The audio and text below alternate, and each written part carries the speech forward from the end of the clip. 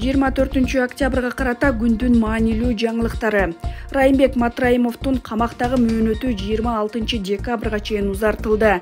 Мындай чечимди Бишкектин 1-май райондук соту 24 октябрда чыгарды.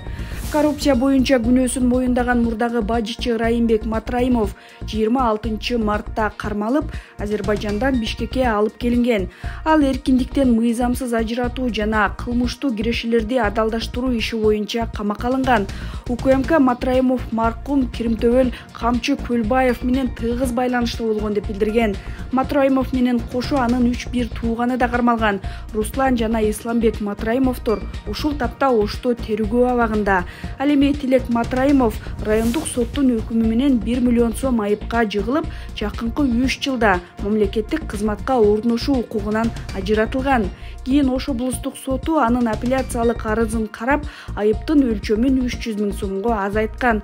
Ага кызмат абалынан кыянаттык менен пайдалануу беренеси менен айып тагылган. 22 октябрда парламенттин Конституциялык мыйзамдар комитети майыптыгы барларга каршы сексуалдык зомбулук жасагандар үчүн жазаны күчөтүүнү сунуштаган мыйзам долбоорун биринчи окууда кабыл алды. Документтин демилгечилери Жылдыз Садырбаева менен Мирлан Маматалиев. Алардын айтымында акыркы кездери майыптыгы бар адамдардын жыныстык кол тийбестиги бузулган учурлар бир канча жолу катталды. Үй бүлөдө балдарга, аялдарга жана мүмкүнчүлүгү чектелген адамдарга дайыма сексуалдык зомбулук көрсөтүү, физикалык, психикалык жана акыл-эс жагынан бузууларга алып келиши мүмкүн. Мындай зомбулукка кабылган адамдарды жабык мекемелерге жайгаштырган учурда алардын андан ары сексуалдык зомбулуктун курмандыгына айлануу тобокелдиги бар деп жазылган мыйзам долбоорунун түшүндүрмөсүндө. Депутаттар майыптыгы бар адамдардын укуктарын коргоо үчүн 60 жаштан ашкан зордукчулдардын да жазадан кутулуп кетүү мүмкүндүгүн жокко чыгарууну сунуштап жатышат. Мыйзам боюнча 60 жаштан ашкан эркектер жазадан качышат. Анткени Конституцияга ылайык бул курактагы эркектер 18 жашка чыга элек кыздардай эле өмүр бою эркинен ажыратылбайт, деди Садырбаева. Эл өкүлү Дастан Жумабеков бул чара 60-тан ашкан аялдарга да колдонулабы деп кызыкты. Демилгечилер документте сөз эркектер жөнүндө гана болуп жатканын, анткени статистика боюнча алар сексуалдык зомбулукка көп барышаарын билдиришти. Мыйзам эркектерге да аялдарга да бирдей иштеш керек деп эсептейм. Андай аялдар зордукчунун ролунда болбосо да, бирок болуп калса мыйзам кандай иштейт деп суроо салды депутат. Садырбаева социалдык изилдөөлөр кылмышты көбүнчө кайсы жыныстагылар жасай турганын көрсөткөн деп жооп берди. Укук коргоочулардын пикиринде Кыргызстанда майыптыгы бар аялдар кайра аярылуу абалда болушот.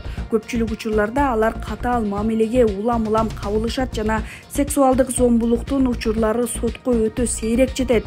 2023 жылдын ортосунда жарыяланган изилдөөнүн маалыматтарына ылайык, Кыргызстанда майыптыгы бар кыздардын 40%дан 60%га чейинкиси 18 жашка чыга электе эле сексуалдык зомбулукка кабылат.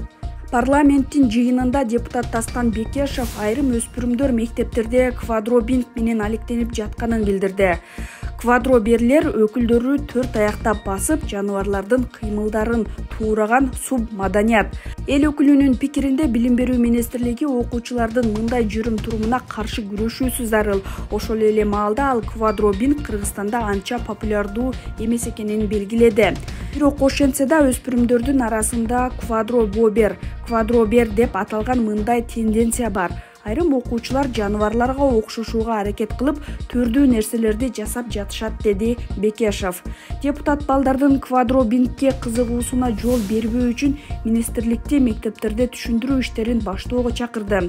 Буга чейин Өзбекстандын бийлиги ата-энелерге жашы жете элек балдарын тарбиялоо боюнча милдеттерин аткарбагандар үчүн жоопкерчилик бар экенин эскерткен. Анда балдары квадробинг менен алектенген ата-энелерге 1 875 000 сом айып салынып, же 15 суткага камалышы мүмкүн экени айтылган.